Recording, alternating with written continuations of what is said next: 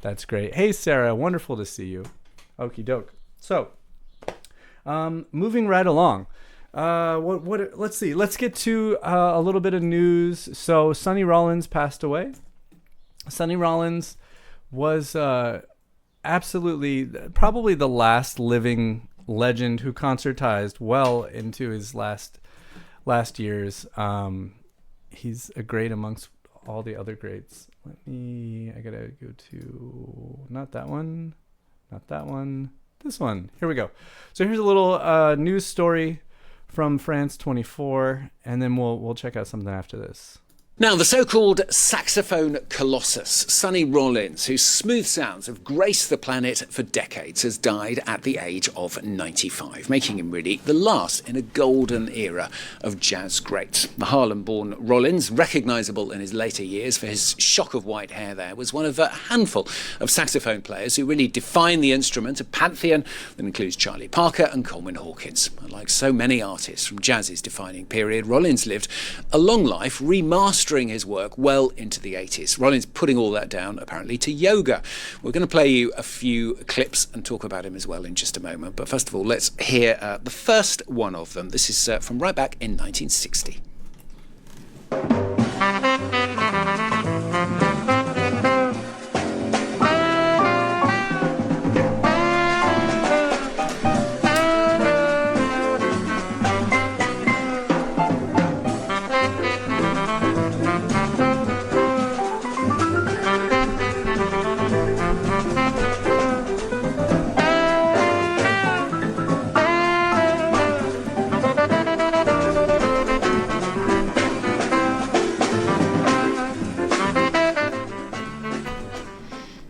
France 24's Sammy Vicente Lacerda is with me here on set. Such a great sound, isn't it? And such a wonderful man as well. Wonderful giant of the jazz, as you introduced him. And I want to say that life works in mysterious ways sometimes, but hey, Phil. Let me just say that death perhaps works a little harder, as not only we are mourning today the death of the jazz legends, but we are also celebrating what would have been the 100th anniversary birthday of another jazz legend, Miles Davis, and they actually played together. And they will be, I'm sure, leading the afterlife's pantheon of jazz musicians, I guess. What is it about Sonny Rollins, then, do you think? I mean, Sonny Rollins was really a visionary. He was widely praised for his for the beauty and the depth of his solos, which could last 7, 10, maybe sometimes 20 minutes, but also for the risks he was actually willing to take when it came to creating music. And when he was awarded the National Medal of the Arts by former U.S. President Barack Obama back in 2011,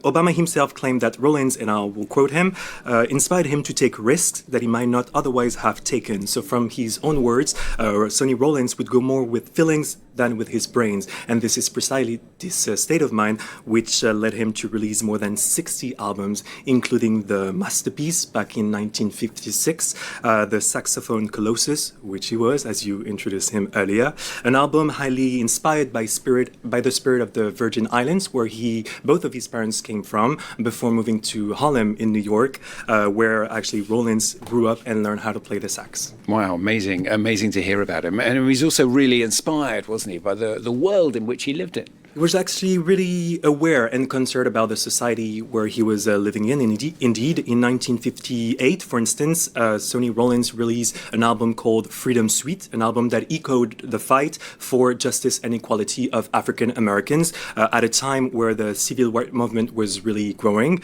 And decades later, his concern over the global warming would actually led him to release an album of the same name. And even decades later, the trauma of 9/11, which forced Sonny Rollins and his family at the time to evacuate, like millions of others, the island of Manhattan, led him to release a live album. Okay, so that's a little bit of the obituary from this France 24 English. I'm not sure it's the best site for it, but it's certainly something. Thank you, guys. And here we go. Pent Up House. I know the wonderful, great Roberto Gervasi and Adrian Chevalier, wonderful violinist in New York City, have a version with Adrian's band.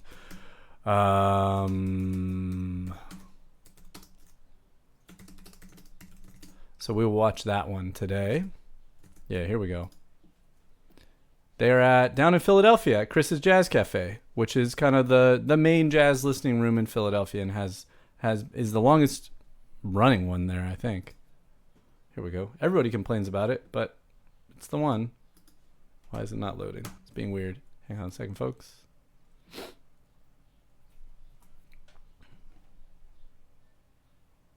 Oh, I see. Something's going on with the Wi-Fi. 1, 2. We'll just turn that off.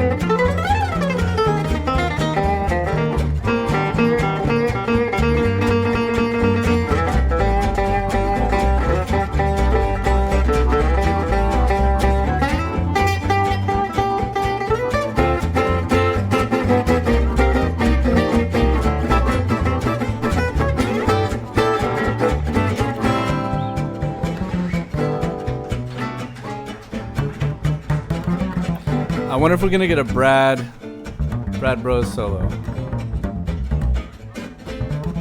That's Julian on bass. Julian Smith.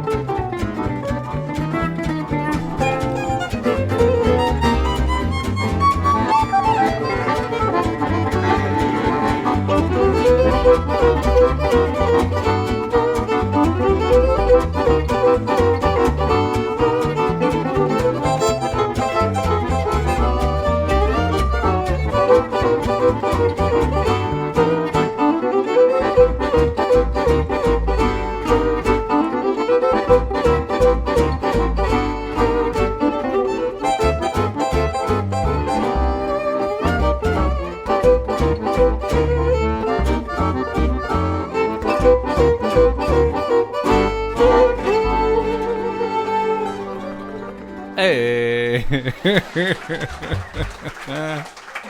Okay. Nice. I know. Ooh. Yeah, there you go. Another